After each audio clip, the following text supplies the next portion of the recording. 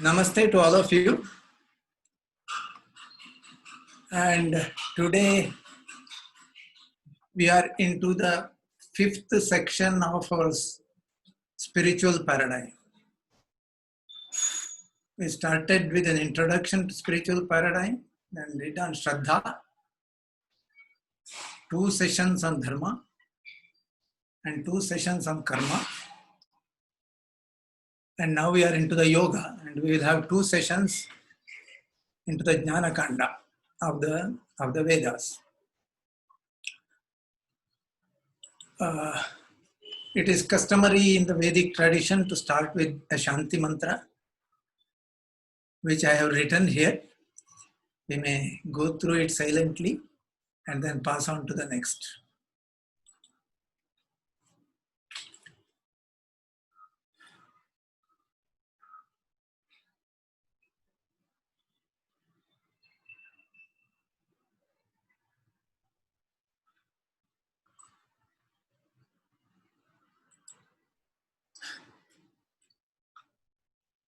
In this section of Jnana Kanda, we will have 2 sessions. The first part we will have today, and the next part we will have during the next session. In the first part, there are 4 subsections. First is Upodghata, which means introduction. Then we will introduce the concept of Brahma as given in the Vedas and the Bhagavad Gita, followed by the concept of Maya, again from the Veda as well as from the Bhagavad Gita, because Bhagavad Gita is essentially a derivative from the Vedas. So we will bank on both of them, and then we will see what is the meaning of spirituality or the Paravidya. Veda classifies all knowledge into 2 categories. One is called Paravidya, another is called Aparavidya. Aparavidya is what we do for our profession, for our learning in the world, and our conduct in the world.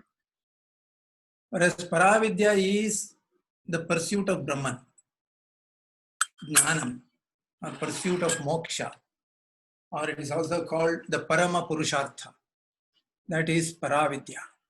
So we will see these 4 things today. In the next session, we will do what is called the Yoga Shastra. In fact, both the Upanishads as well as the Bhagavad Gita are again viewed as Brahma Vidya as well as Yoga Shastra. In the Bhagavad Gita, it comes very clearly that Brahma Vidyayam Yoga Shastre. Yoga Shastra means the methodology of achieving Brahman. Brahma Vidya means the theory, the thesis. Yoga Shastra is methodology, the practical aspects of that. So we will do both of them in 2 separate sessions. The purpose of the Veda is essentially to help mankind to reach God. Krishna is very explicit on this. Vedaischa sarver ahameva vedyo. All the Vedas seek me as the goal. Their entire purpose is to help mankind to see that there is a God and how to reach him. Vedaischa sarve ahameva vedyo. Vedanta krit veda videva chaham. And then he says, I wrote the Vedanta. Vedanta krit, and I know the Veda. Elsewhere he says, Pitahamasya jagato mata dhata pitamaha. Vedyam pavitra onkara ruk sama yajurevacha. I am the Veda, he says. I am the Onkara. I am the father of this universe. I am the mother. I am the grandfather. I am the karma phaladata. All these things, I only. Essentially what he is communicating is, this entire creation is myself. So here we need to start with saying that the purpose of the Veda is to gain or is to guide mankind towards the ultimate goal. And to a pointed question by Arjuna, Krishna says there were two lifestyles. This is the traditional viewpoint, Vedic viewpoint. He says, I have told you the Veda much before the creation started.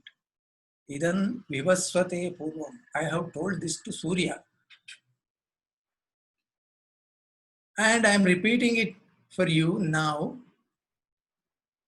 And according to that Veda, there are two lifestyles. One is called the Pravritti Marga and another is called the Nivritti Marga.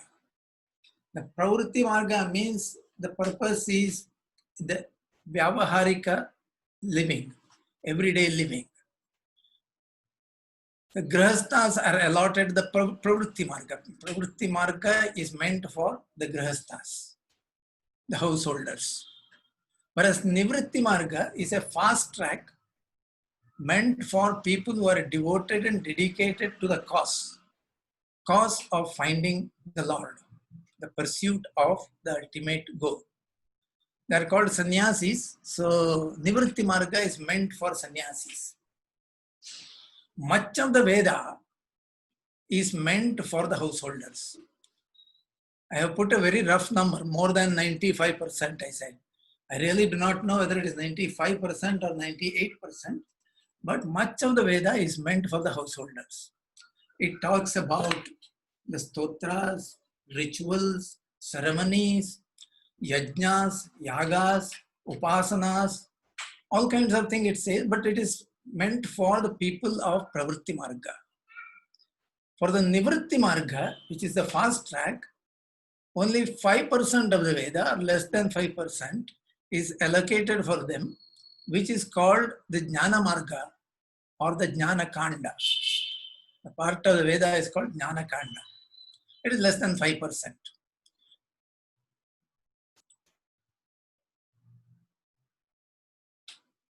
Now, the Jnana Kanda is also known as the Upanishad. Jnana Kanda is said to be the last part of the Veda. See, there is a mantra, there is a Brahmana, there is a Aranyaka. The first three sections meant as together is called Karma Kanda. And then the last section is called Jnana Kanda. It is traditionally known as the last section. However, it is actually strewn all over the Veda. It is not necessarily that at the end of the Veda you will find so many Upanishads. It is not listed as appendix. It is there in the main body of the Veda.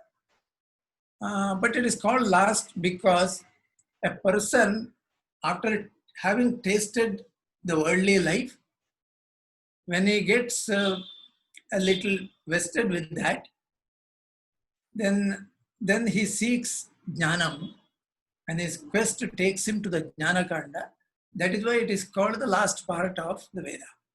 But it is true all over, and there are hundreds of Upanishads. Vedas are four. One of them is split into two, Krishna Yajurveda and Shukla Yajurveda. Otherwise, Rigveda, Yajurveda, Samaveda, and Atharva Veda. There are four. Each one of them contains several Upanishads. Rigveda contains 10, Krishna Yajurveda contains 32, Shukla Yajurveda contains 19, Samaveda 16, Atharva Veda 31. So what is listed here is about 108 Upanishads. But it is said that there were something like 1,118 Upanishads. More than 1,000, but then more important ones are listed as 108 Upanishads. Out of these 108 Upanishads, 10 of them are considered primary Upanishads. Why primary? They are primary because Maharshi Vedavyasa wrote Brahma Sutras. Brahma Sutra is the Vedanta Sutra, it is called. It is the Vedanta philosophy for which he took support for his sutras. And he discussed the sutras, he took support from 10 Upanishads, and they are known as the primary Upanishads. And later on, Shankaracharya wrote commentaries to the Upanishads as well as the Brahma Sutra and Bhagavad Gita. He chose those 10 Upanishads which Vedavyasa had quoted or drawn support from, so that people can understand his commentary of Brahma Sutras based on this commentary on Upanishads. So Shankaracharya chose to comment on those 10 Upanishads. So it got confirmation that they are primary Upanishads. Some people say even 2 or 4 more Upanishads they would like to include into the set of primary Upanishads. But of these 10, one of them is considered to be a very important Upanishad. Generally, people agree with this. It is called the Mandukya Upanishad. It is probably the shortest Upanishads known. It contains only 12 mantras. Vedas, the shlokas are called mantras. So it contains only 12 mantras. And it is considered to be important because Sri Rama is supposed to have advised Anjaneya that to get to Brahma Jnanam, it is enough if you master this one Upanishad. And then he also added, if you can't get it, if it is not adequate for you, then you must study 108 other Upanishads. It is in that sense, these primary and secondary are identified. So the 10 major Upanishads are Aitareya. Aitareya means, see, it was not written by a Brahmin. It was written by a Shudra. So Aitareya Upanishad is the primary Upanishad from the Rigveda. Krishna Yajurveda, there are 2 major Upanishads, Kathopanishad and Taittiriya. Shukla Yajurveda, another 2, Ishavasya and Brihadaranyaka. Samaveda, Kena and Chandogya. Atharva Veda, Prashna, Mundaka and Mandukya. Shankaracharya gave another reason why he chose these 10. One of them, of course, is because they were the references for Brahma Sutras. But the other one, he said, look, all these Upanishads have the same goal, same thesis, same statement. I wanted to demonstrate that, therefore I took a set of 10 Upanishads to demonstrate that the Gati Samanya Nyaya Darshanartham, he said. Demonstrate that they all say the same thing. In fact, this Brahma Vidya is a very subjective Vidya. A Vidya which is internal. It is not a scientific type of or objective type of science, but it is a subjective knowledge. But yet, all the Upanishads say the same thing. And Shankaracharya insisted that I wanted to demonstrate that all of them say the same thing, and therefore I wrote commentaries to 10 of them. Vedanta deals with 5 things according to the Veda itself. One is Jiva, Jagat, Ishvara, Karmabandha and Moksha. Jiva, Jagat, Ishvara, Bandha and Moksha. These 5 points are addressed in the Vedanta.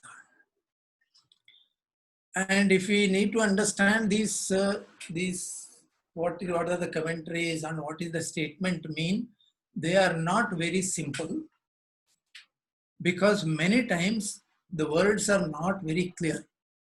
The same word is used in different contexts, with different meanings. So a clear definition of the meaning and their ramifications, in what sense they are used where. This is essential before we we start studying these things. And words like Atma, for example, Atma, Shraddha, Dharma, these kind of words are used in different senses. Atma can mean Paramatma, it can mean Brahma, it can mean the body, it can mean the mind in different contexts. So one has to be clear about the context in which it is being used and the interpretation that you do. Therefore, the basic definition and meaning one has to be clear about before we venture into the study of these scriptures. While studying the scripture, it is warned, people have cautioned that you need to look at the whole scripture and start interpreting them. It's called Samyak Jnana. The totality of the scripture has to be taken together. In fact, Krishna warns this in Bhagavad Gita. At the end of that, he tells Arjuna, Iti te jnanamakhyatam guhyat guhyataram maya. I have given you the subtlest knowledge. Vimrishyaid asheshena. Take the entire thing in its entirety. Vimrishyai the asheshena. And critically examine that. And then you may choose to do what you want. Yathechasi tatha kuru. But the insistence is very clear that you have to collect the entire scripture in hand perspective and then interpret, rather than take individual sentences and then start extracting meaning from that. Many times the author might have not meant it at all. I have seen videos where people quote from the Quran and say it means Advaita. Quote from Bible and say it means Advaita. If it would mean Advaita, why would there be a jealous God? Advaitic God is never jealous. He says, Aham hi sarvayajnanam bhokta cha prabhurevacha. In all gods, I am persistent, I am there. I am the one who accepts your offerings. Whereas the Semitic God doesn't say that. Semitic God says that I am a jealous God. How can that be an Advaita? And if you start interpreting individual statements, attributing its meaning which is in your mind, it would not give you the correct meaning of the scripture. So the warning given is that you have to correct the entire tatparya of the scripture. In order to do that, you have to look at several reference points. And the reference points given are something like this. The introduction and the conclusion, you have to look at it. The recurring theme of the text, you have to look. And the uniqueness of the proposition of the text, noted text, has to be looked into. Then the benefits, announced benefits. This is the derived Phalashruti. That Phalashruti has to be identified. Then Arthavada, that is extract the meaning through glorification and criticism. Very often the scripture glorifies its own thesis, its own theme, and criticizes or deprecates some other theme. This focus has to be identified. Then verifiable reasoning, upapatti. Upapatti means inside the scripture, inside the book, it should not contradict its own logic. Sometimes you would find this, but in that case, the general part of the thesis, the totality of the thesis has to be taken, and this anomalous part has to be rejected. This is called Anvaya Vyatireka. It is like our, in practicals, we do experiments and then note the results, then plot a graph. You may collect 10 different points of the experiment and then you pass a curve, you fit a curve to pass through all these 10 points. The point, because of the errors that you commit while observation, the curve may not pass through all the points, in which case you may make a best fit for the points. This is called curve fitting. All engineers do this. But sometimes it so happens, if I take 10 points, maybe 9 of them fall in one line or very close to the line, but a 7th reading may not, one of them may not. It may deviate quite a bit. In such a case, you ignore that point. That is what is the meaning of Anvaya Vyatireka. Accept the interpretations that are compatible with the overall thesis and reject one or other two statements which deviate from that. This principle has to be adopted in interpreting the scripture. And generally in the Vedas, we accept the Veda as wholly true. The tradition is that Vedas are given by the Lord and therefore they are wholly correct. Many times you find that the grammar in the Vedas is erroneous because these Vedic mantras were written maybe much before Panini regularized the Sanskrit literature, Sanskrit grammar.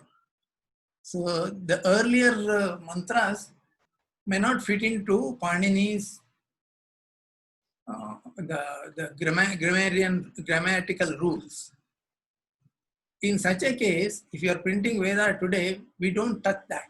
We say that, okay, you print it as it was given because it is Ishwariya. It has come from the Lord. Let us not touch it. But while reading, you may interpret it properly. So we don't really touch that. So likewise, even if there is a statement which doesn't fit in, and according to my interpretation, I ignore that, let it be so. Let it be so. But the tradition is that the Vedas are wholly preserved. But while studying them, you have to apply this rule of Anvaya Vyatireka. Yeah. Now there are several words which we need to examine carefully. One word is Brahma. Brahma means Brihat, infinitely large. But there are several words which are used as synonyms for Brahma. Atma, Paramatma, Purusha, Sakshi, Kshetrajna, Turiya, all these words are treated as synonyms of the word Brahman. You see, Atma is an individual's perspective. Paramatma is the collective perspective. But both mean the same thing.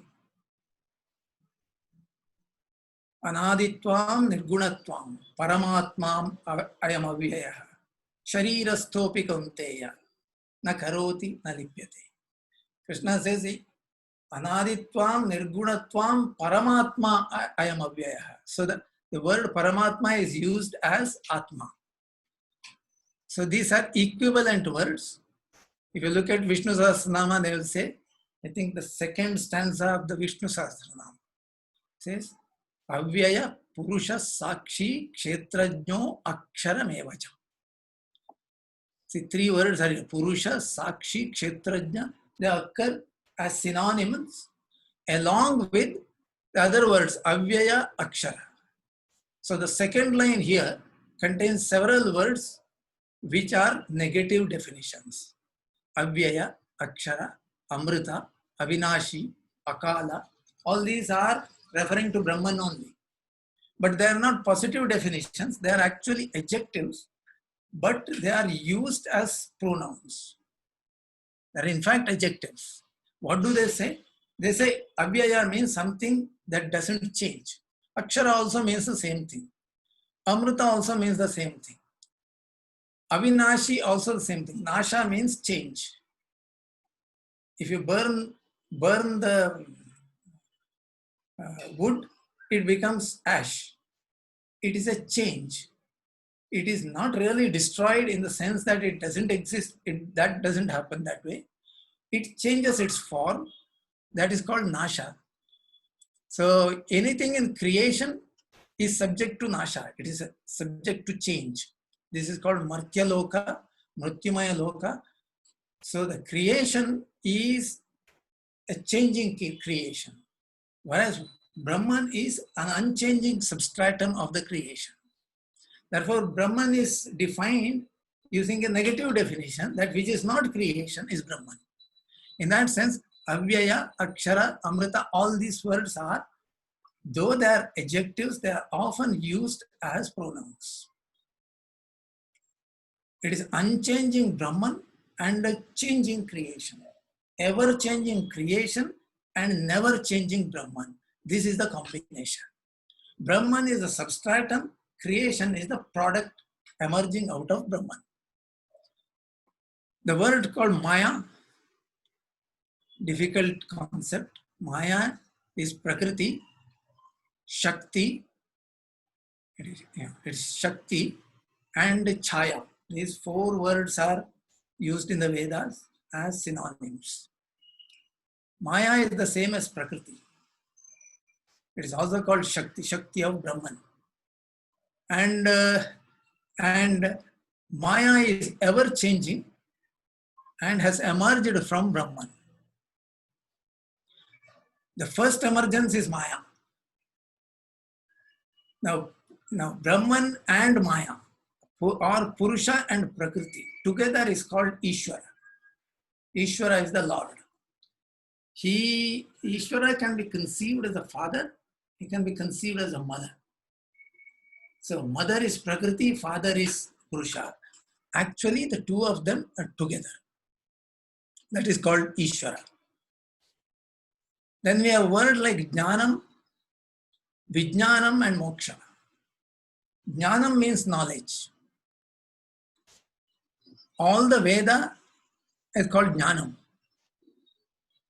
It's the intellectual knowledge also is Jnanam. See, what we are doing now is an intellectual exchange.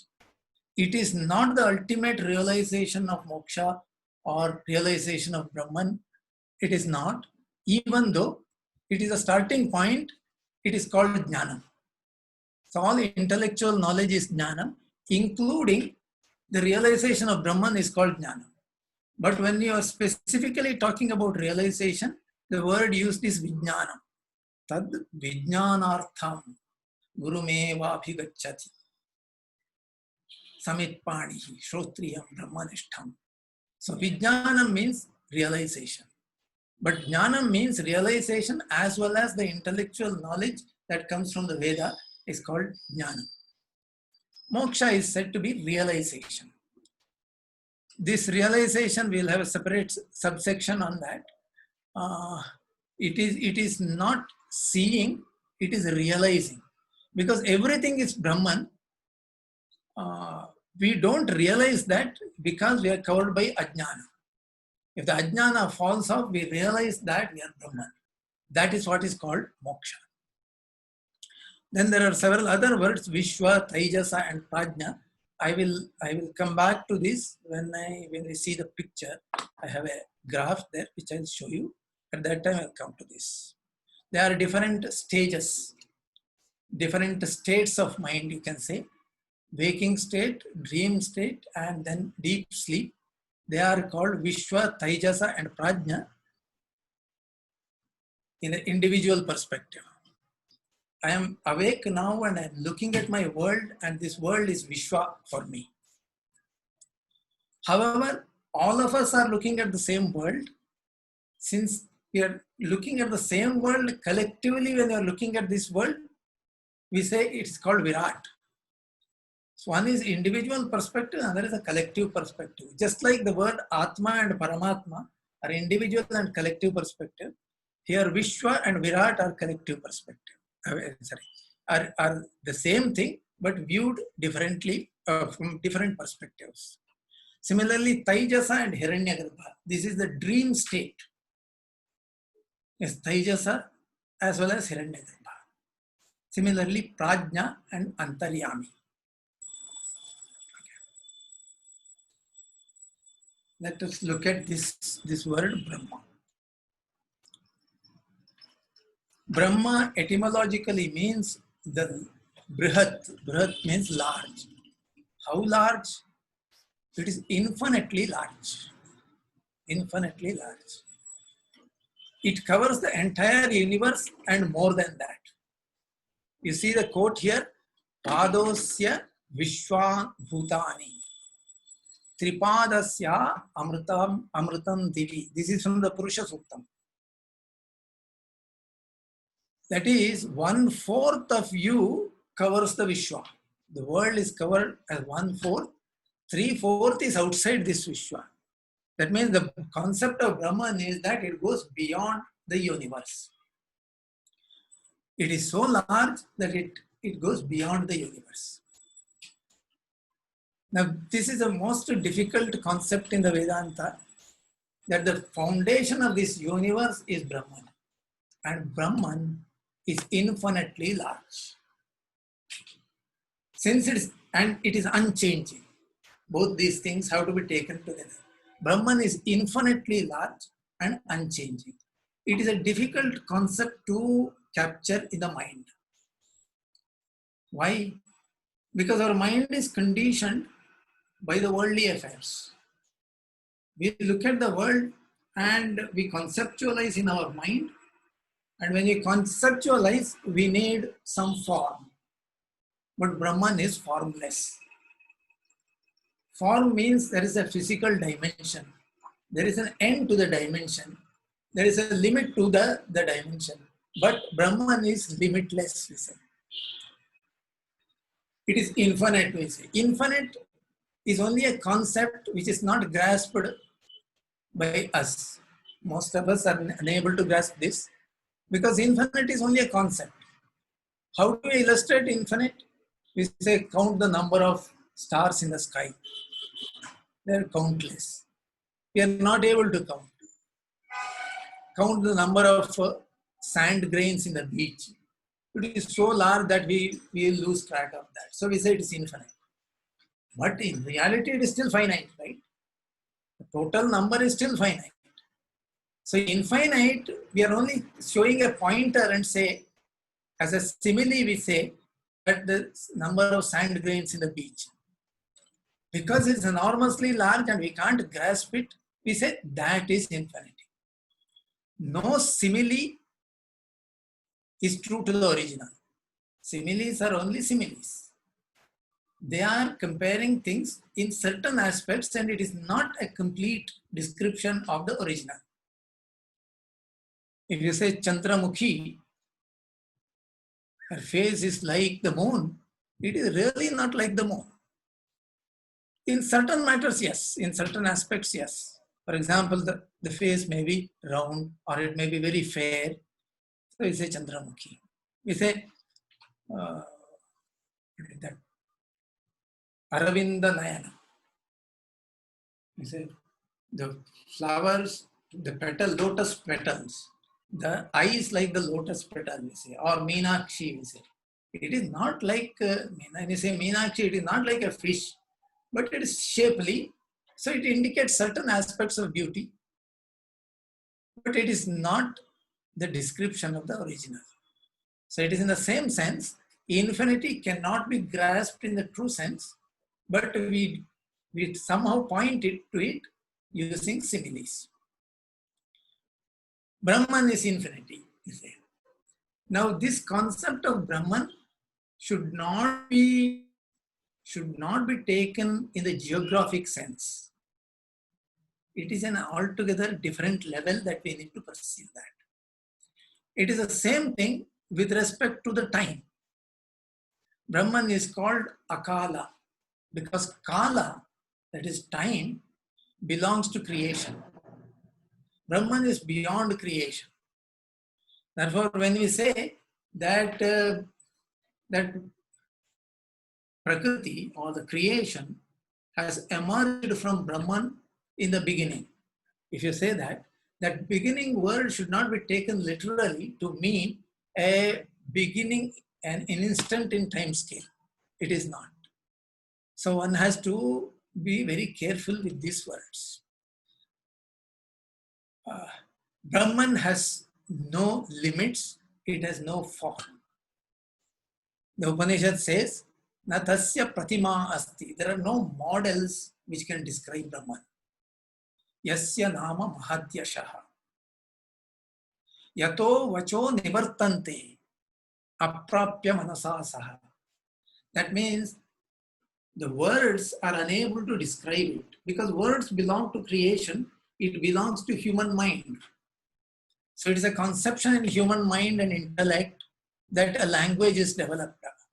So all the words have a definite meaning which is assigned by the intellect. And these meanings are not adequate to describe Brahman. Therefore, the Upanishad says, Yato vacho nivartante. Words went to capture it, but unable to capture, they return. Aprapya manasa saha. Along with the mind, it returned. In the Gita, Krishna says, Anirvachaniyam. The words cannot describe it. Achintyoyam. Mind cannot grasp it. Na tatra chakshur gacchati, na vag gacchati, no manaha. Neither the eyes reach there, eyes can see it. Na tatra chakshur gacchati, na vag gacchati, no manaha. It cannot be grasped by the mind. It cannot be seen by the eyes. That means we have 5 jnanendriyas. The jnanendriyas cannot capture this. In fact, jnanendriya, beyond that is the mind. Mind is subtler than jnanendriya. But mind also cannot capture it, nor the intellect can capture it. It is something higher than the intellect. Higher means subtler. So you need a subtler instrument to capture that. That subtler instrument, the Veda describes it as Dhi. It is called Buddhi, Mahabuddhi. Mahabuddhi or Mahad, it is called Mahadhi or simply Dhi.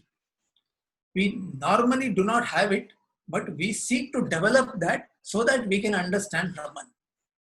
We can realize Brahman. So as Dhi develops, we will be able to realize ourselves or Brahman. Therefore, the Gayatri mantra says, Dhiyo Yona Prachodaya. In fact, in the Vedas, Gayatri mantra is considered to be the most important mantra. And even Krishna in the Bhagavad Gita endorses this. In the Vibhuti Yoga, Krishna says, Gayatri Chandasamaham. Among the Chandas, I am Gayatri. Chandas means Veda mantras. I am Gayatri. So the expansion of the intellect into Dhi, that is the spiritual practice that we normally perform.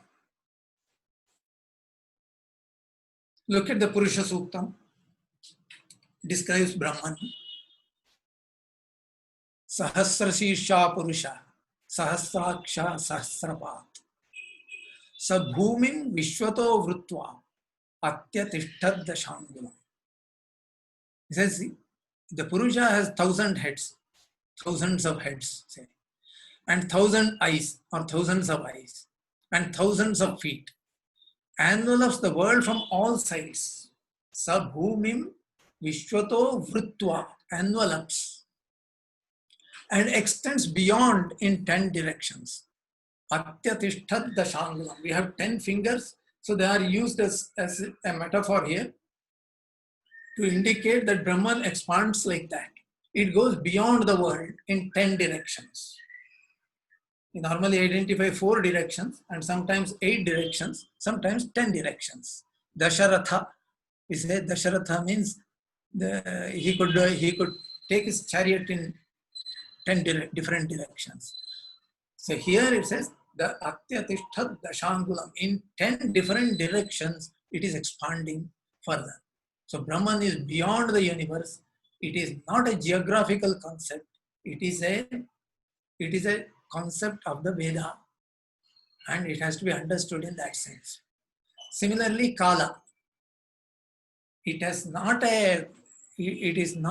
said Anadi. Anadi means It has no beginning and no end. Anadi and Ananta. So it is not having a sense of time. If something is changing, only then you can have a sense of time. If you say the day passes into night, something is changing. Our hair grows, something is changing. So that gives you a sense of time. But Brahman is something which is unchanging. It is never changing. And therefore there is no sense of time there. And therefore there was no beginning and no end. So this is Narayana Suktam, which says, Yacha Kinchit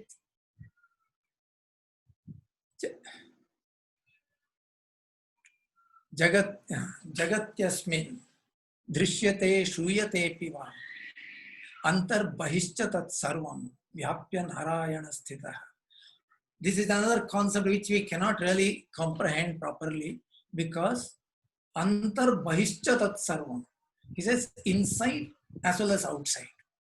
And in the Gita as well as in the Upanishads, it says, what is Brahman? Who pervades the inside of the being as Atman, and he is also outside the being.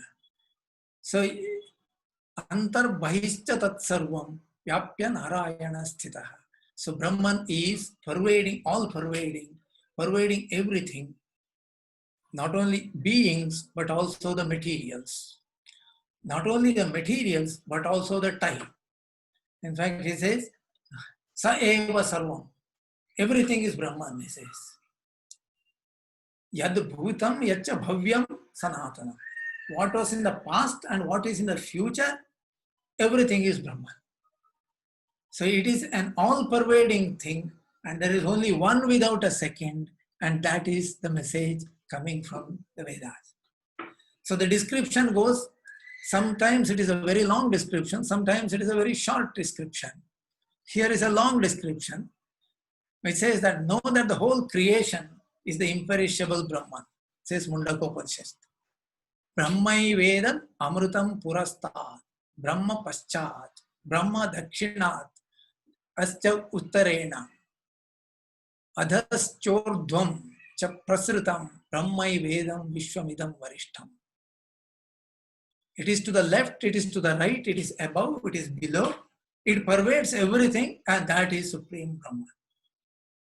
Elsewhere in Chandogya Upanishad, he uses the word Atma, but gives the same description.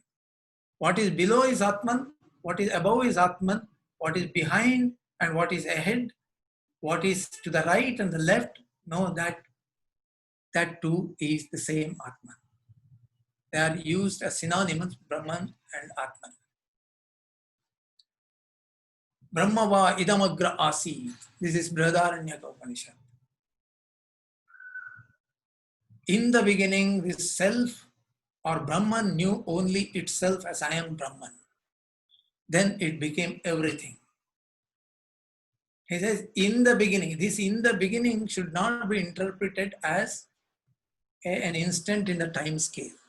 If you do that, you will not be able to interpret this stanza. Because in the Gita, Krishna says, Prakritim Purusham Chaiva Vidyanadi Ubhavapi. It is Anadi. So this beginning, when the creation emerged from Brahman, don't take it as an instant of time. It has always been there. But what is independent and what is dependent, that is indicated by the stanza, that who is the father and who is the son, in that sense. Time is a conception confined to the creation. Brahman is Akala, because it is unchanging, therefore no, there is no sense of time. And the creation is described like this by one of the Upanishad, Mundaka Upanishad, a very beautiful description here. He says, a spider weaves a web. And it weaves a web, the web is weaved with the help of a kind of a gum. the wire that it creates there is emerging from the navel of the spider. Therefore, the spider is called Urnanabhi. So in this mantra, the Rishi gives 3 similes. One of them is the Urnanabhi. Yathor Nanabi Srijate Grishnate Cha. He says the web is created from the gum emerging from the navel of the spider, and also if it decides to do so, it can absorb that web back into its navel. That is the beautiful part of it. This simile is indicating that the Brahman creates the creation, but he can also absorb it back. Srishti as well as Laya. Then he goes to the second simile. He says, Yatha Prithivyan Oshadhayas Sambhavanti. Upon the earth, Yatha Prithivyan, Oshadhaya means plants. The plants emerge from the surface of the earth. And they grow, they live for some time, and then eventually they will decay and die and then merge with the earth. That is the second example. Oshadhaya Sambhavanti. Likewise, the worlds emerge from Brahman. Not 1 million, they say. Innumerable, they say. The third example they give, Yatha Sata Purushat Kesha Lomani. Like the hair, Kesha means hair, Loma means the hair upon your body. Not on the head, but on the rest of the body is called Loma. So Kesha Loma, like the hair and the grows out of the surface, out of the skin of a living human being, the world emerge.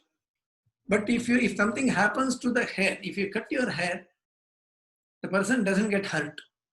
Likewise, whatever happens in the creation does not affect Brahman.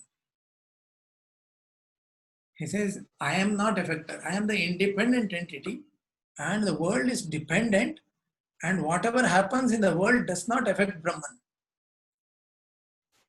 Tatha Aksharat Sambhavati Ha Vishwam. The world emerges from Akshara. Where Akshara means Brahman.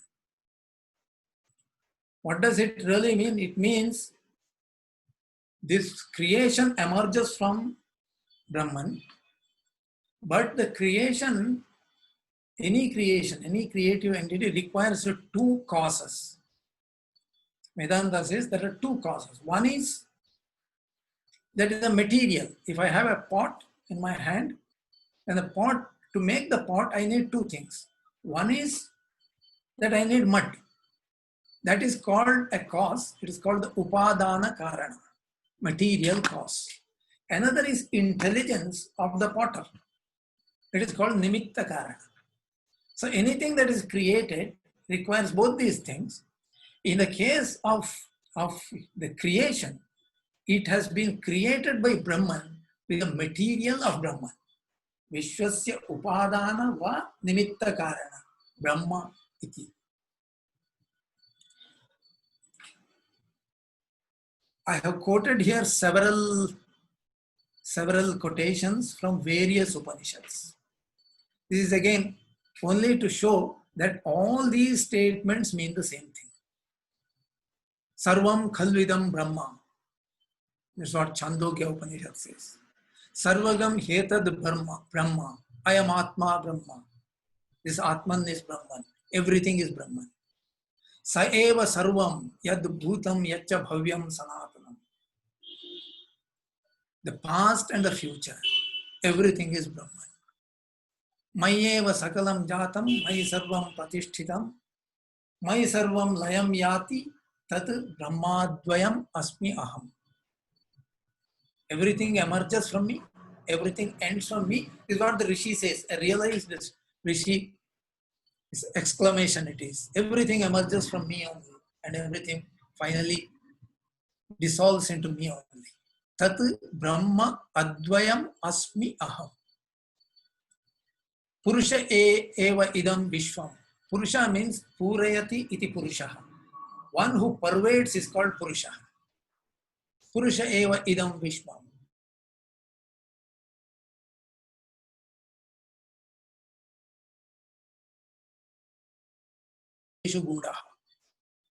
The Lord residing in all beings, Sarva Bhutesha, not only human beings, all beings, is the same one God.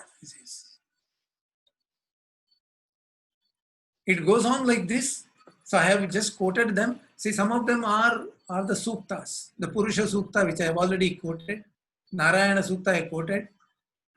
If you take Vishnu Sahasranama, it says, Avyaya Purusha Sakshi Kshetrajno Akshara Nevacha. If you take Ganapati Atharva Shirsha, it says Sarvam Khalvidam Brahmasi. Every one of these things say the same thing. So Gati Samanya Nyaya Darshanartham, I have quoted so many from various Upanishads. Chandogya, Mandukya, Kaivalya, Mundaka, Shvetashvatara, Ishavasya, Purusha Sukta, etc.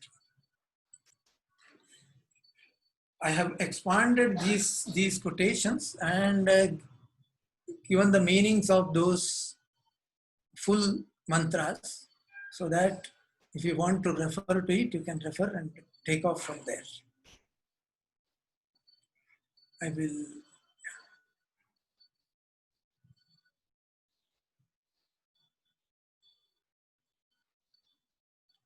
Ishavasyamidam sarvam yatkincha jagatyam jagat.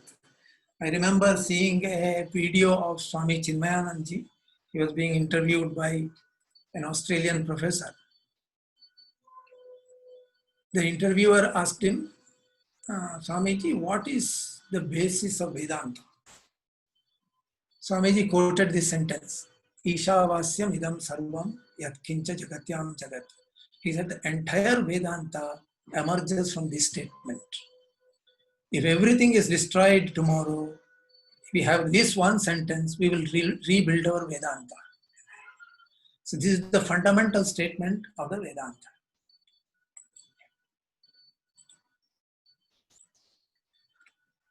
Now you go to Maya. This is another difficult concept. Maya is said to be the dependent reality emerging from Brahman. Brahman is an unchanging reality. It never changes. Maya is ever changing reality. It always changes. And therefore, though Brahman is the substratum of this universe, Maya is ever changing. So the individuals, the jiva, which is under the wheel of Maya, is unable to see Brahman. That is the problem of Ajnana in the Vedanta. Why? The Lord is hidden behind Maya. Krishna says in the Bhagavad Gita, Naham prakasha sarvasya yoga maya samavrita. I am not visible anywhere in the creation. I have withdrawn and invisible. Withdrawn in the sense, not withdrawn from the creation. I am there in the creation as a pervading reality, as a substratum. It says, Gatir Bharta Prabhu Sakshi Nivasa Sharanam Suhrid Prabhava Pralayasthanam Nidhanam Bijam Avya. I am everything in this creation, but I have created a Maya, Mama Maya Duratyaya. It is very difficult to overcome this. Because of Maya, I am not visible. Naham prakasha sarvasya yoga maya samavrita. The whole challenge of life is to see this reality which is hidden behind the changing Maya. Vinashyatsu avinashyantam. Krishna says in the Bhagavad Gita, Samam sarveshu bhuteshu tirthantam parameshwaram. In everybody, the Lord is present. Samam sarveshu bhuteshu. All beings, He is present. But the challenge is vinashyatsu avinashyantam. To see this unchanging reality which is covered by the ever-changing Maya. Vinashyatsu. Vinasha means changing. Nasha means change. That is the real challenge. Vinashyatsu avinashyantam ya pashyati sapashyati. Who sees that reality, he sees indeed. That's Krishna's statement. Because the Lord is hidden behind Maya. In fact, Bhagavad Gita is far more clearer about Maya than the Upanishads. One has to search for Upanishadic statements on Maya, but in Bhagavad Gita it's extremely clear. So this is the Ardhanarishwara picture, which represents Shiva and Shakti.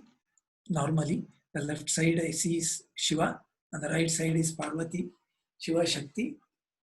It is the same thing as Purusha and Prakriti. It is Brahma and Maya. All three sets of names are used. It is this combination which is called Ishvara. Ishvara is the father and mother together. Parvati, Parameshwara. Father and mother together. That is called Ishvara. In fact, Maya is inseparable from Brahman. This is Shankaracharya's definition of Maya, where he says Maya is the power of Brahman. He says it is a positive power of Brahman. It is Bhava Rupi, he said. And he said it is inseparable from Brahman. It is a power, it is not a separate existence. It is a power, it is an extension of Brahman because he decided to be so. It is inseparable from Brahman and it is Anadi. In the time scale, if you say, it is Anadi. Beginningless and endless or eternal. Prakritim Purusham Chaiva Vidyanadi Ubhavavi. Both of them are Anadi, says Krishna. It is Trigunatmika. Trigunatmika means Sattva, Raja, Tama.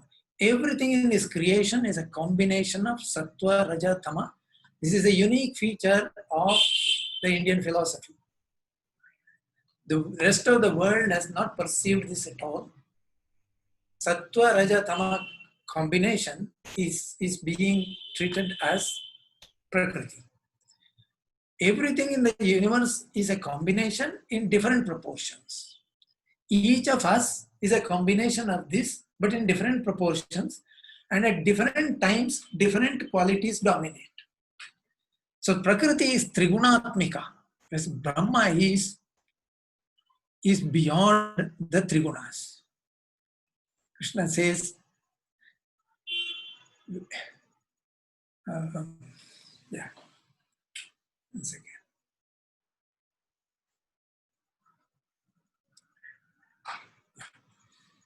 Let's skip that. Okay. And Maya has the Shakti manifests in the form of Avarana Vikshepa Shakti. Avarana means something that wheels, something that covers. Vikshepa means a turbulence, a variation. Concealing and projecting power of Maya. Avarana Vikshepa Shakti, I say. When you cover something, the original thing is not visible. When you project it as something else, it creates a confusion. But both of them are two sides of the same coin. If you cover something, it appears as different. This different appearance is called Vikshepa. Covering something, the original is concealed, covered, that is called Avarana. So concealing and projecting power, projecting as different power is called Maya. And that is the manner in which it will manifest. It confuses the Jiva. It is not because Brahman is concealed and projected as changing Prakriti. Then it is Jnana Virodhi because it conceals. It is not allowing you to see the truth, the reality. And it is Anirvachaniyam. How do I describe? I have been struggling to describe it. So that is the indefinable, undefinable, Anirvachaniyam. That is said to be Maya. So Maya and Brahman together is called Ishvara. Maya does everything, but Brahman simply watches. He says, Nachama, Mayadhyakshena prakritihi suyate sacharacharam. Under my chairmanship, the creation runs the whole world. Suyate sacharacharam. The living and, the moving and unmoving things in nature are being run according to the law of Prakriti. What do I do? Nachamam tani karmani nibadhanti dhananjaya. They don't affect me. They don't bind me. Udasina vadasinam asaktam teshu karmas. I sit back, recline, and watch. I don't miss anything. I watch everything. But I don't get involved in the running, the day-to-day creation. It runs according to the law of Prakriti. But this gentleman who is sitting and watching, together with the Prakriti, who is dynamic, one is static, other is dynamic, together they form Ishvara. And Ishvara has 5 functions according to Vedanta. Creation, Shrishti, Sthiti, Laya. Creation, protection and absorption. And then Tirodhana. Tirodhana means Antaryamitva. He is pervading the universe, but he is concealed. He is not visible. That is called Tirodhana. And then Anugraha. Anugraha is blessing. He can bless. He is sitting there. If you call him, he will come. But if you don't call him, he will let you run the game yourself, as per the law of Prakriti. In fact, there are individuals who do not care to look at Brahman. They go through life and Brahman doesn't mind that. The Lord doesn't mind it at all. He says, okay, let him play. He will come back after 2 lives, 3 lifetimes, 4 lifetimes later. He will come back. So he can play now. Let him play. He doesn't need me. It is like a mother saying, like, the child has gone to play outside the house. Let him play. If he needs me, he will call me. And when he calls, I will respond. So that is called Anugraha. It is not that I involve and I say that you're doing right or wrong. He doesn't do that. He says, Ye yathamam prapadyante tams tathaiva bhajamyaham.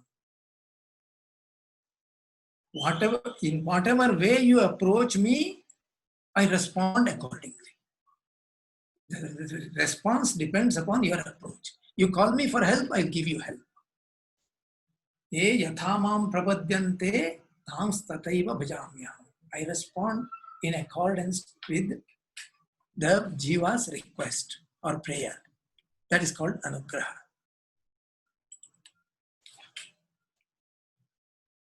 There are 6 types of changes in creation. Actually, 5 types, I should say. One is Asti. Asti means exists. Exist is not a change, existence. But then Jayate, Vardhate, Viparinimate, Apakshiyate, Vinashyate.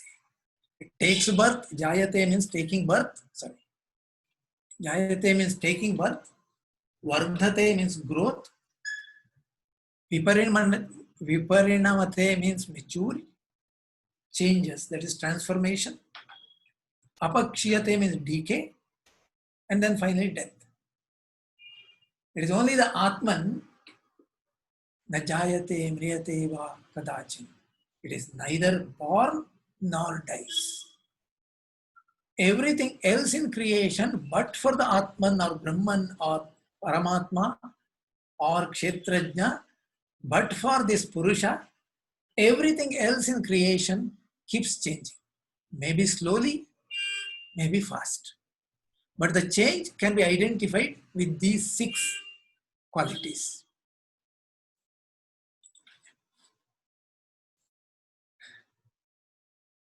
Maya and Prakriti are one and the same, says Shvetashvatara Upanishad.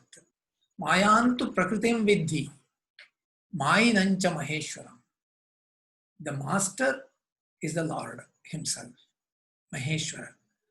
Mayantu Prakritim Vidhi, Mainancha Maheshwaram. And Ajayamano Bahuda Vijayate. This is Purusha Sukta saying. Ajayamano means the one who is unborn, Bahuda Vijayate. He becomes many. He takes many forms. That is the statement. Though unborn, he takes many forms. Ajayamano Bahuda Vijayate. That means the whole of Prakriti is a manifestation of Brahman, the divine.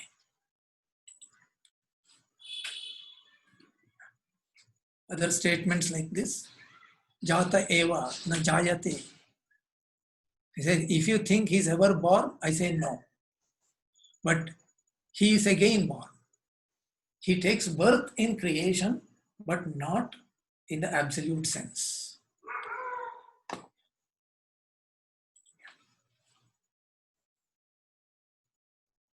Krishna makes a very strong statement. He says, Daivi Hesha Gunamayi Mama Maya Duratyaya. It is derived from the God, from the Lord. Daivi Hesha Gunamayi. It is comprising of the three gunas. Mama Maya Duratyaya. It is impossible. Mamevaye prapadyante maya metam charantiti. People cannot cross this maya easily. It is impossible, he says, unless you take my support. You call out for me, ask me to guide you, then I will do. Then you will be able to cross. Mamevaye prapadyante. Unless you approach me, maya metam tarantite. You will not be able to cross this because mama maya duratyaya. Whereas the Veda goes one step further. It cautions, gives a very strong warning. It says, this is Kathopanishad, it says, Uttishtata Jagrita Prapyavaran Nibodhata. Uttishtata, stand up, awake, Prapyavaran Nibodhata. Until you get a proper guru, don't stop. Swami Vivekananda interpreted it in a different manner. He said, until the goal is reached, do not stop. That's what he said. But the goal defined by Kathopanishad is you prapya varan. You have to go to a proper guru. Until you reach a proper guru, don't stop. Keep searching, he says. Because this path is impossible. He says, Kshurasya dhara nishita duratyaya. Kshurasya dhara means razor's edge. It is like walking on the razor's edge. If you walk, you have to be very, very cautious so that the skin is not cut. If the skin is cut, then the flesh also would be cut. It will stop only at the bone. Therefore, you have to balance very, very cautiously while walking on this path. It is dangerous. You may cut your skin, cut your flesh. Durgam, it is shorn with difficulties. Patastat kavayo vadanti. This path is difficult. So say the people who have known. Kavi means a sage. Kavi in Kannada means a poet, but in Sanskrit it means a sage. Sages say that this is who have crossed this path. They have warned that it is very dangerous path. So you need a proper guru to guide you. Okay. Now the third part is that Paravidya. The goal of life is said to be to reach Brahman. That is called realization. That is called the Parama Purushartha or Chaturtha Purushartha, Moksha. And the path for that is called Paravidya. We can call it spirituality. What is that path? That is spirituality. It is called Paravidya. So the classification comes from Mundaka Upanishad. There was a There was a householder, a very reputed, well-educated person with social standing by name Shaunaka. He's learned. He knows the ways of the world. Shaunaka approaches his guru Angiras and asks him a question. He says, Shaunako hai mahashalo Angirasam vidhivad upasanna apacha. Vidhivat upasanna. He approached him with a proper, protocol. Vidhivat. That is, when you go to a guru, you are supposed to go with some kind of a gift. Need not be expensive, but it could be something like a samit for the yajna karya. So samit is the upakarana required for yajna. So you carry that, some darbha, some kashta and other things you carry and give it to the guru, place it before him and prostrate, and then once you accept your prostration, ask him a question. So Shaunaka did that to Angirasa. Angirasa said, sage, and he asked this question. Kasmin bhagavo vijnate sarvamidam vijnatam bhavati. By knowing which science, which knowledge, kasmin bhagavo vijnate, which vidya, sarvamidam vijnatam bhavati. By knowing which, everything else is known. It is said that if you know Brahma Vidya, you know everything in this creation. Because you become Brahman. Brahma Veda, Brahmaiva Bhavati.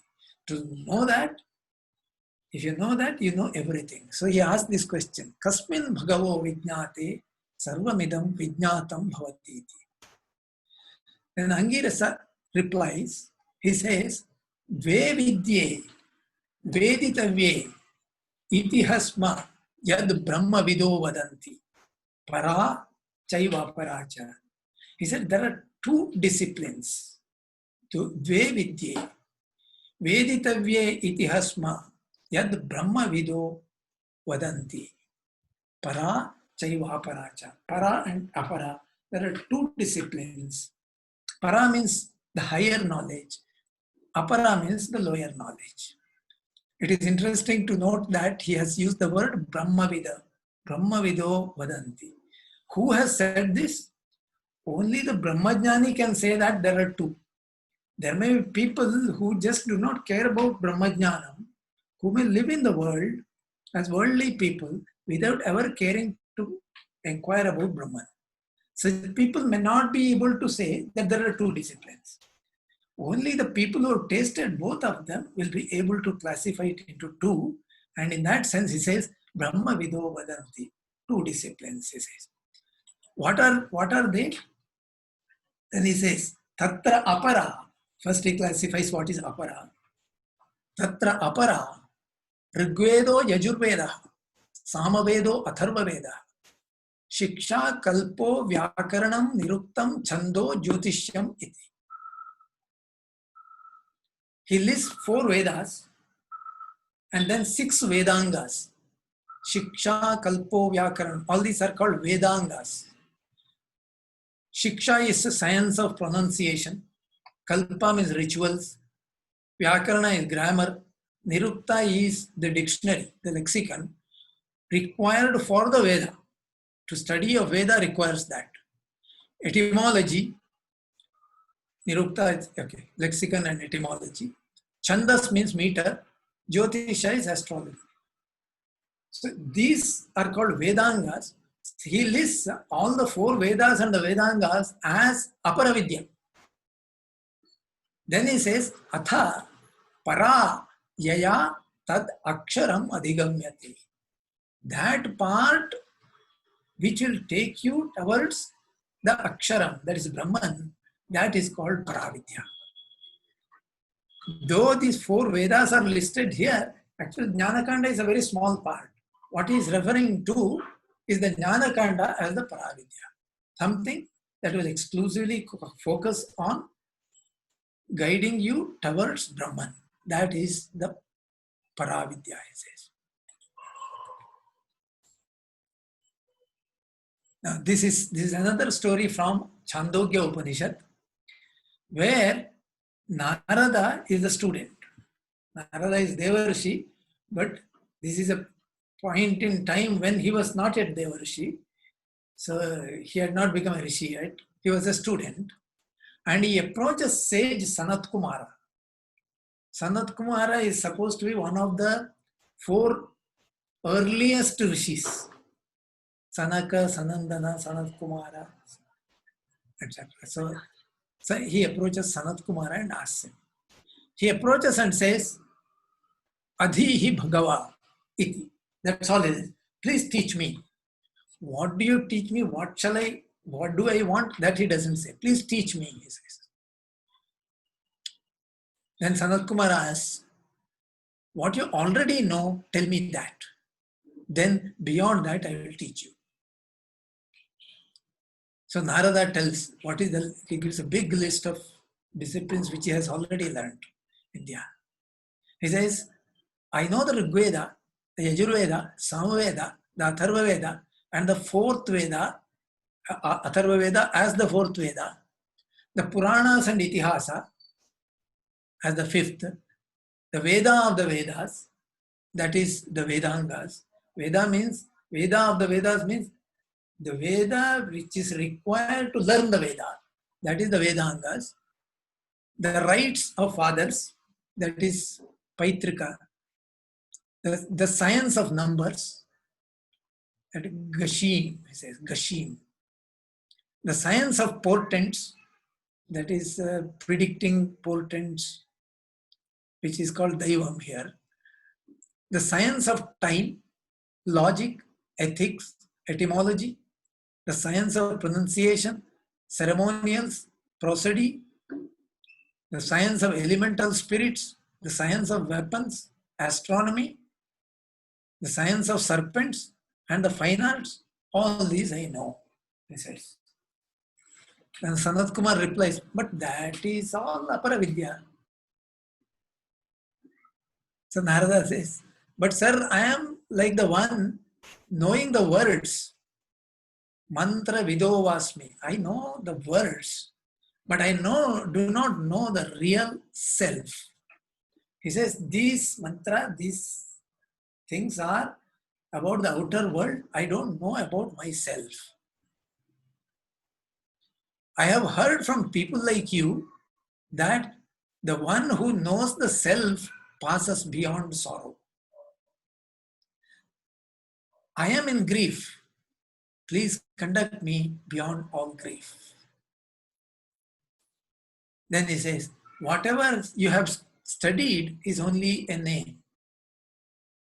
It is not the content. The content is Brahman. All these, the whole world, you have studied about that, but that is the outer manifestation. But the inner part is Brahman, which you have not known. And that is Paravidya. That is why I am going to teach you. Now this is the model. This is the model. We have studied this model in one of the earlier sessions. We have Brahman here, the top. Akala Nirguna Brahma. He is beyond the 3 gunas. He is beyond the time.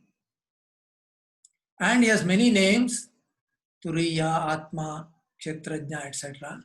But that is the one without the second. And we have a creation here, which is Anadi, Trigunatmika, Brahmashraya, Bhavarupi, Jnana Virodhi, Anirvachaniya, with Avarana Vikshepa Shakti, with the names known as Prakriti, Maya, or Shakti. And in this creation, there are beings. How did these beings come here? Beings come here because consciousness started emerging from within the creation. It may be originally inanimate, then it becomes animate, it becomes plant, the plant becomes animals, and see, this is called the spiritual growth. It becomes humans. It is not the evolution of Darwinian theory. It is not that monkey becoming man. It is not that kind of evolution. The evolution is spiritual evolution. So the jiva starts expanding, the consciousness starts expanding in creation. It becomes jiva, and almost the final stage is the human stage. That is where, when it is more or less fully developed, we can say fully developed, or not fully developed, but developed. There are various levels in the evolution. Animals, for example, animals sometimes display kind of emotional maturity. For example, a dog, not maturity, but emotional growth, we can say. If you throw a ball, it will go and fetch it. If you jump into the water, it will also jump into the water. It connects to the master very closely.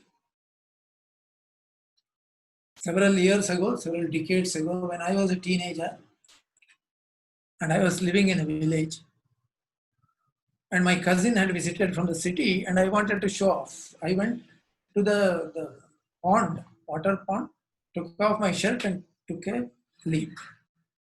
My dog immediately jumped behind me. It thought that I'm drowning. It came and clasped me.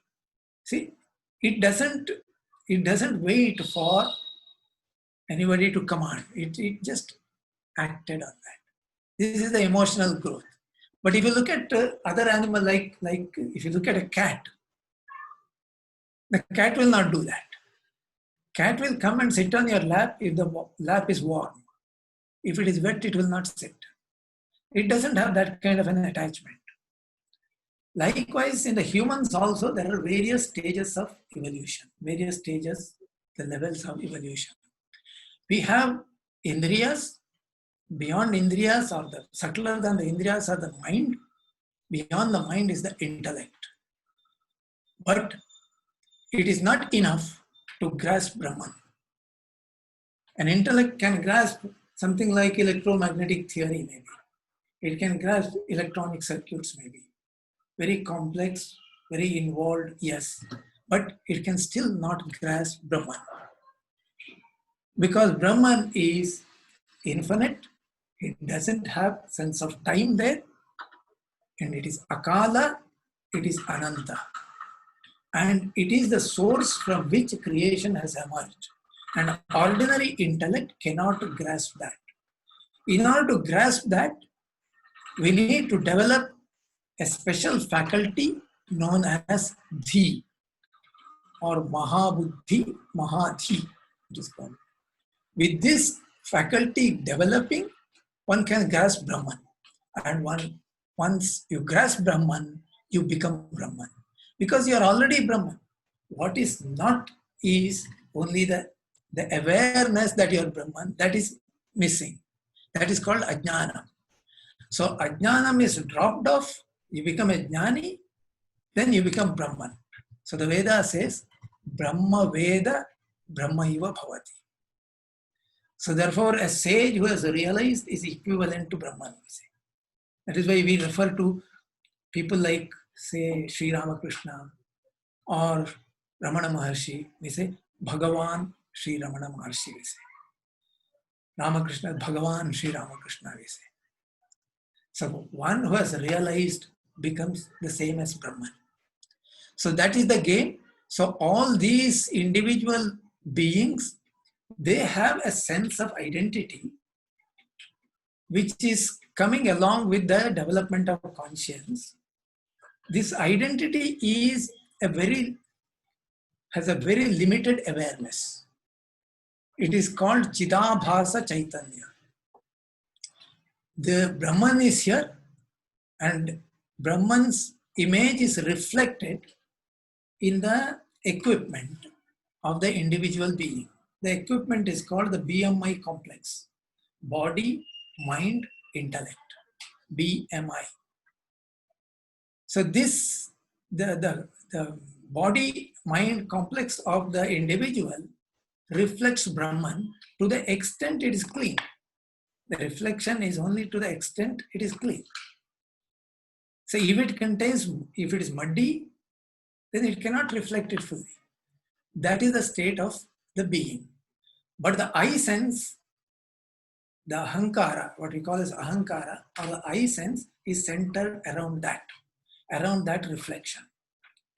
So as the individual, this is the structure of the being, where the being has 5 different koshas on the left column. Annamaya kosha, which is nothing but our body.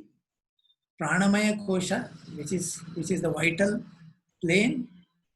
Manomaya kosha, this is the emotions and memory. Vijnanamaya kosha, which is the intellect, which is responsible for decisions.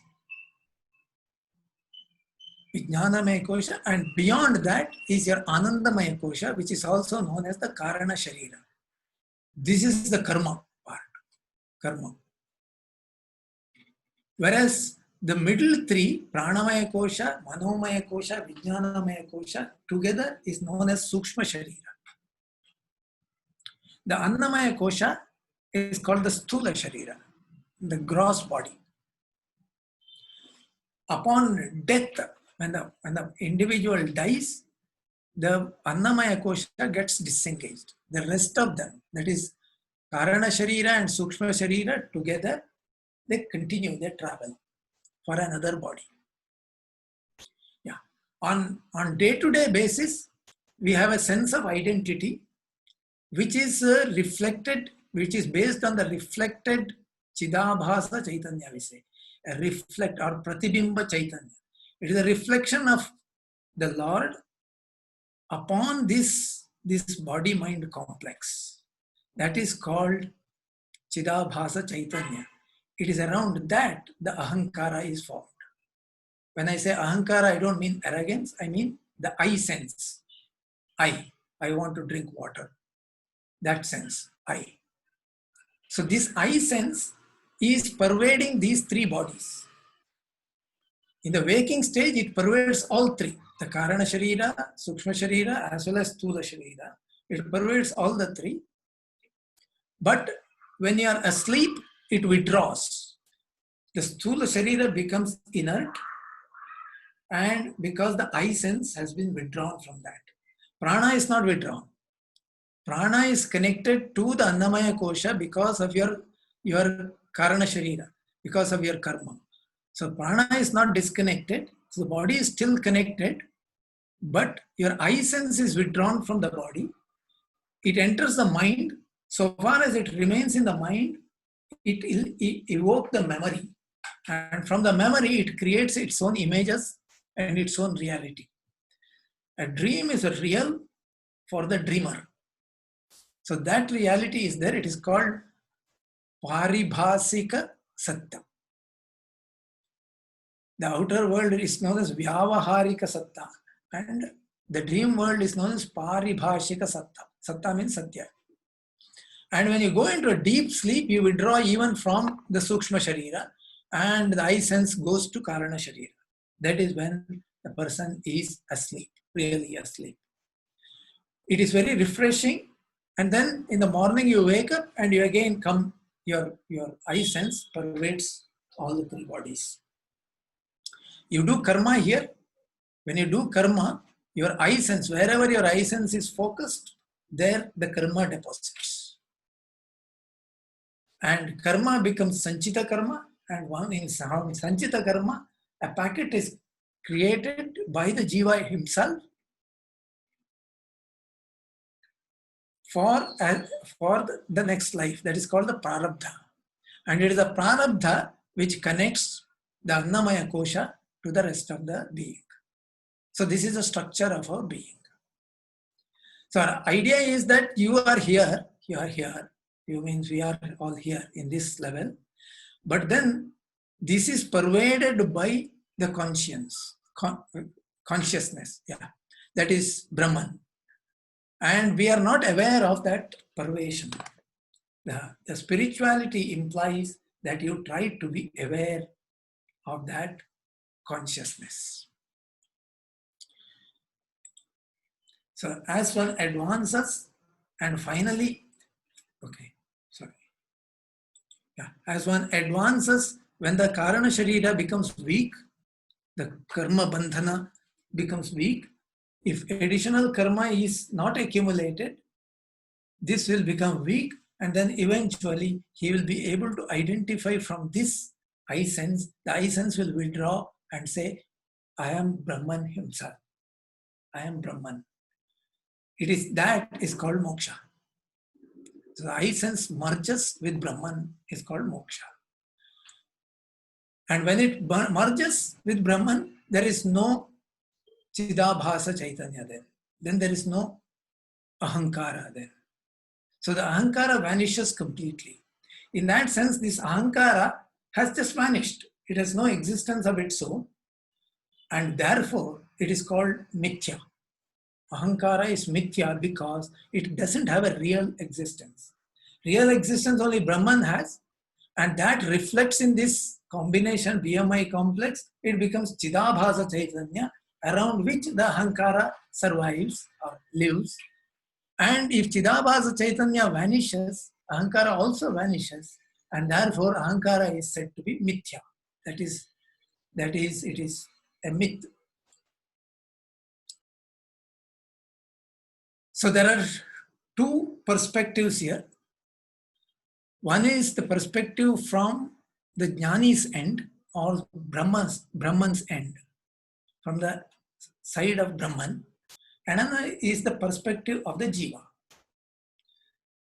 From Brahman's end, the being, this whole game of creation is called Leela. It is a game, it is a play. So it is an eternal play, Leela, that goes on and on and on, without beginning, without end. Vidyanadi Ubhavapi. So the being, as it grows, develops an ego, ahankar, a sense of identity around Chidabhasa Chaitanya, a reflection of Brahman upon the BMI complex. This reflection is as clear and as glorious as the equipment permits. So the equipment usually has the karmic residue, which doesn't allow the person to perceive the reality, and therefore he has a limitation. The journey is driven by a powerful yearning for joy, happiness, and bliss, which is, from spiritual perspective, it is called Ananda. So we are all in search of Ananda. A few years ago, I was listening to a Swami from Chinmaya Mission when I was a student. And one of us asked a question, Swamiji, are there universal values which is common to whole humanity? He said, yes. He said, everybody wants to be happy. Then he asked, is there anyone who does not want to be happy in this room? There was none. So it is this yearning for happiness that drives us, all of us. And that drive, that journey is called the spiritual journey. It is a spiritual quest. We try to do various things in the world, hoping to get that Ananda or the shadow of that Ananda. But a learned person, a sage would first realize that it is not in this world that happiness lies. It is in realizing Brahman that happiness is. Because Brahman is said to be Jnana Swarupi and Ananda Swarupi. It is not that he has knowledge. Jnana Swarupi means does not mean that he has knowledge.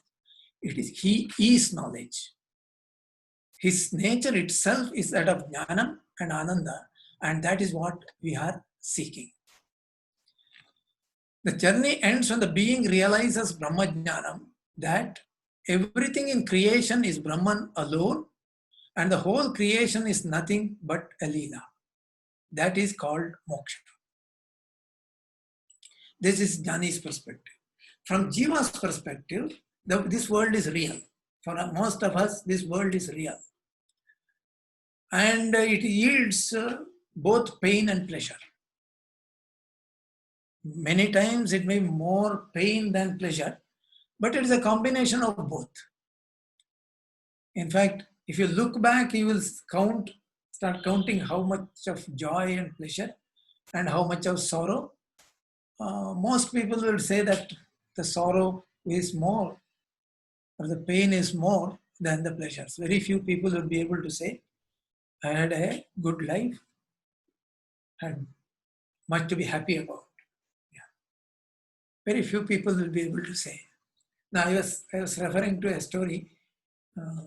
There was an emperor, Abdul Rahman, an Ottoman emperor who ruled for 50 years in Spain, 942 to 992.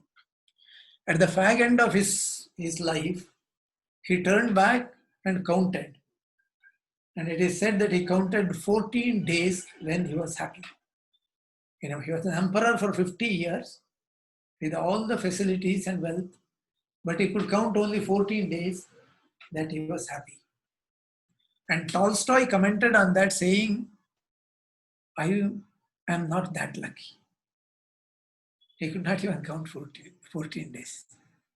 So this is the case of many people.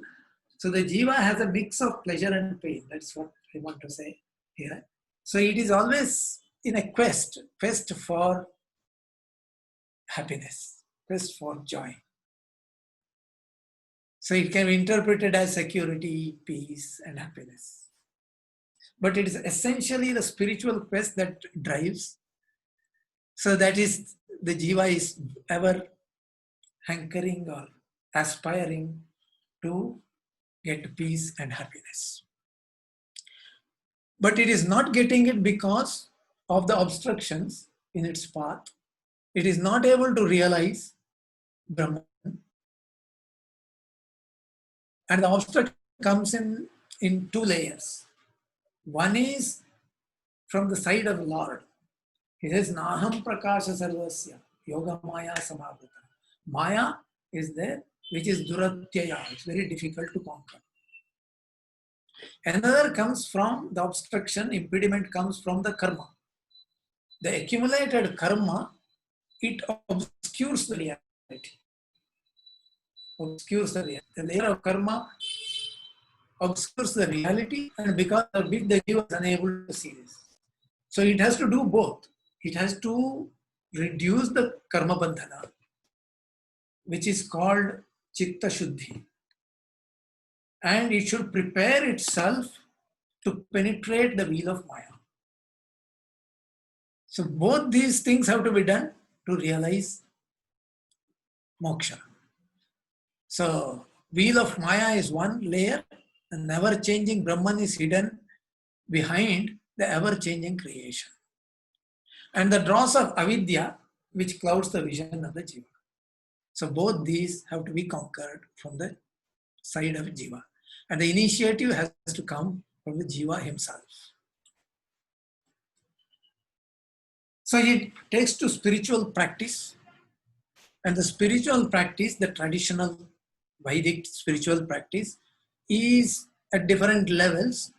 One is called Karma Yoga, that is the beginning.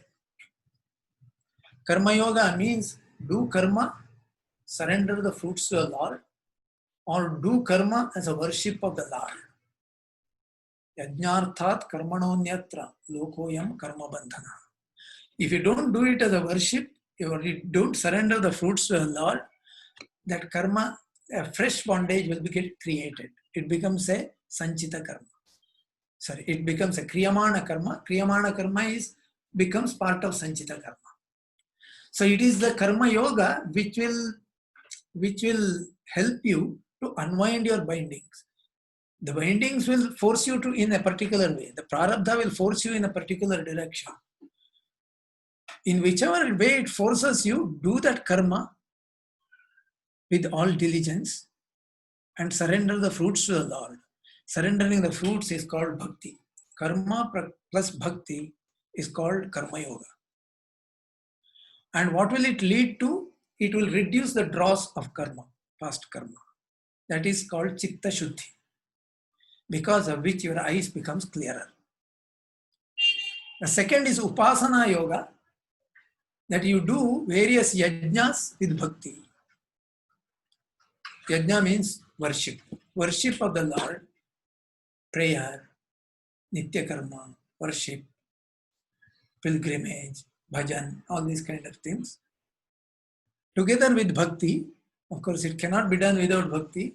That is causes what is known as sattva shuddhi. It lifts the jiva from the tamas towards rajas, from rajas to sattva.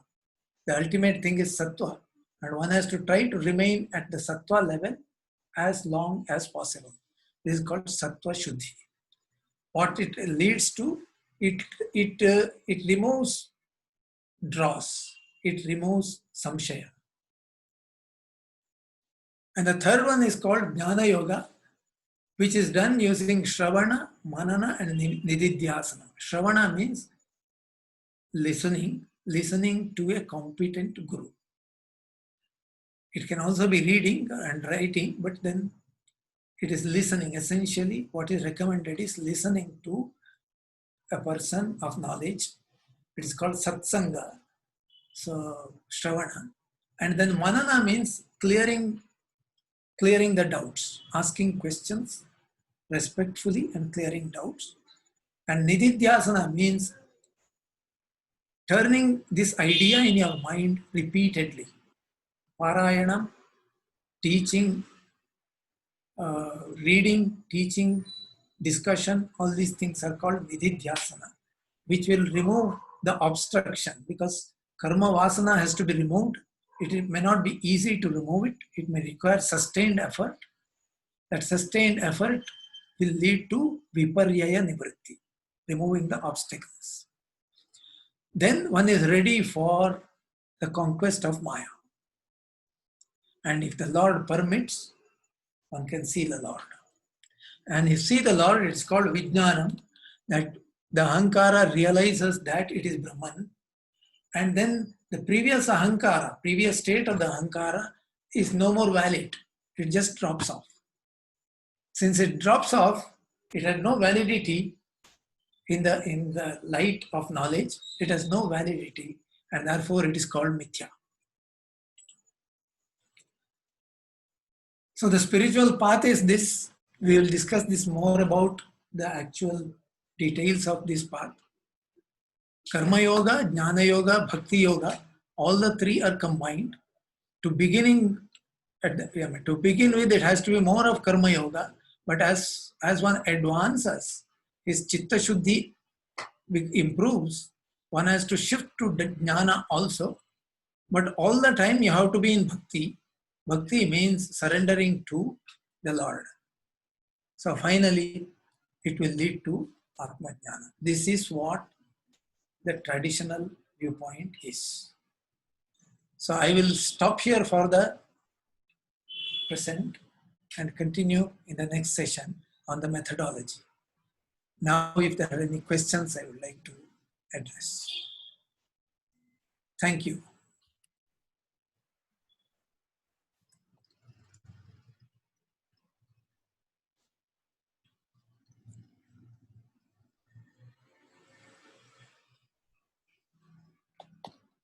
Yes, are there any questions? Harinath, you are muted. No, yeah. Okay, Vijay. Vijay, please go ahead with your question. Yes, Others sir. who have any question, please use the raise hand option of Zoom. Sir? Hello? Hello? Hello? Sir, am I audible? Yeah. Sir, I have one question. Yeah. You told that story of that dog, no? When Yeah. we were in village. Yeah. My question is whether we should appreciate that incident, or generally people say no, don't get attached. That is the normal message given. So here the act of attachment has been told as an appreciation. I will also tell what I am thinking, then you can just correct me. Yeah. I feel to a certain extent attachment is very important, and we should accept and appreciate it. I don't know whether I am right or wrong.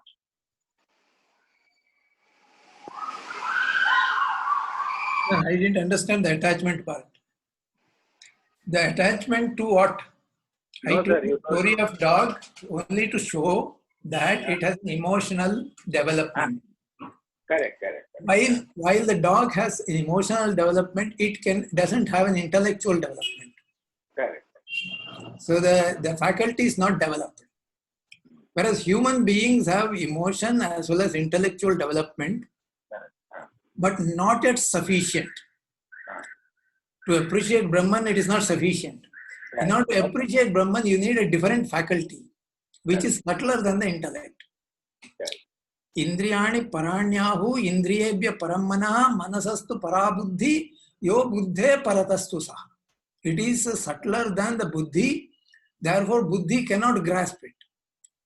To grasp a subtle item, you need subtler, you need at least equal Hello? subtle Yes, sir. Yes, sir. instrument. The instrument should be equally good. By a Yes, gross sir. instrument, you cannot capture a subtle reality. If a pin is dropped on the ground, you can't lift it in the puckered, the grip of the kitchen. You need to use the nails and these things so that you can grip the pin and lift it. So a subtler item cannot lift by gross item. So in that sense, what I was trying to say. Yes, sir. Got it, sir. Got it. Yes. Thank you. Yeah. I said that you need dhi, which is subtle. So the whole of the Veda is focusing on saying that you develop that. I will lead you to that. Correct. Dhiyo yona prachodayat. Yeah. Thank you, sir. Yeah. Welcome. Yeah. Next question from Ravish Magod. Yeah, Ravish. Namaste, sir. I had a question on the concept of Maya. Yeah. So I was wondering if the Aneka Rupa of Ishvara in general is because of the Maya. Yeah. Is that a correct statement? Yeah. The variety that we see in the existence, in the physical existence of the universe. Yeah. It is, see, the Upanishad says, Ekoham Bahusyam. He was one and he wanted to become many. At what instant of time, don't connect it to an instant of time.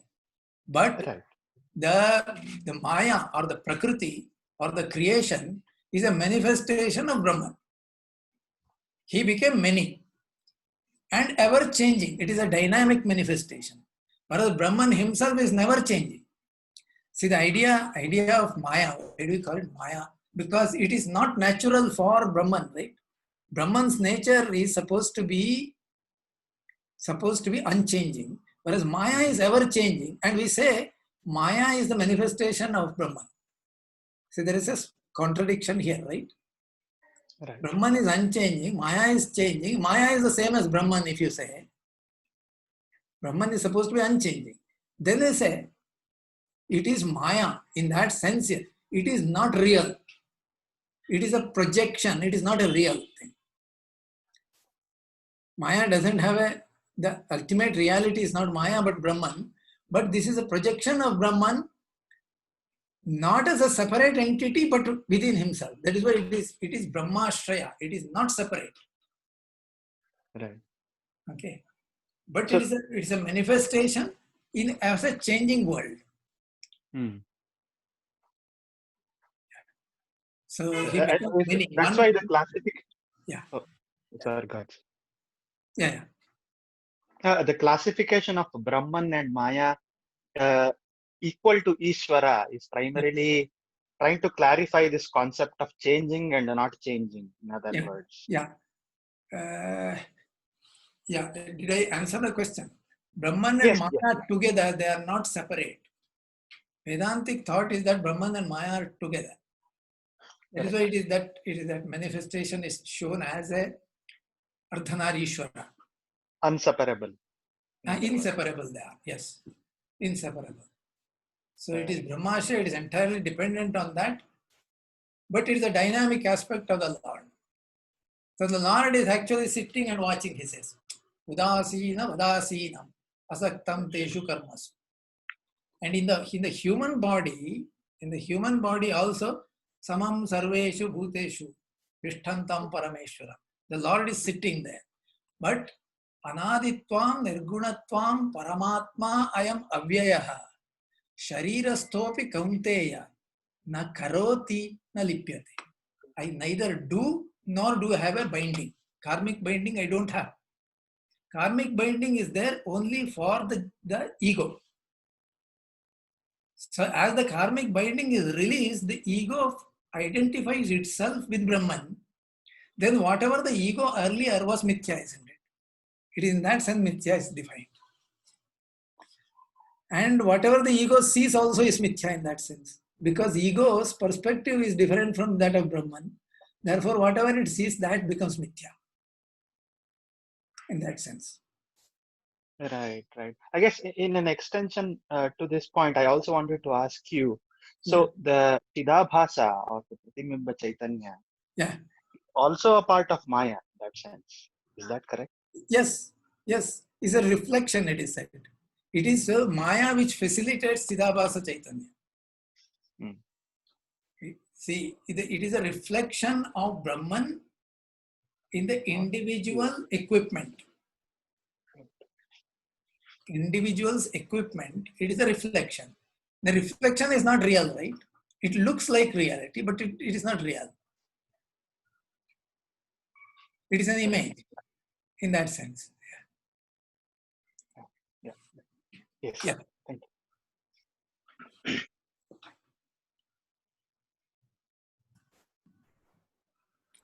Anybody else? Anything else?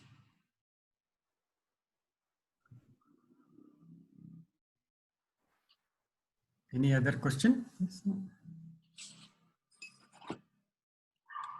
Okay, sir. So we can end the session today. Yeah. Let us end the session with a Shanti mantra, sir. Yes. Om Sarve Bhavantu Sukhina Sarve Santu Niramaya Sarve Bhadrani Pashyantu Ma Kaschit Dukhabhag Bhave. Om Shanti Shanti.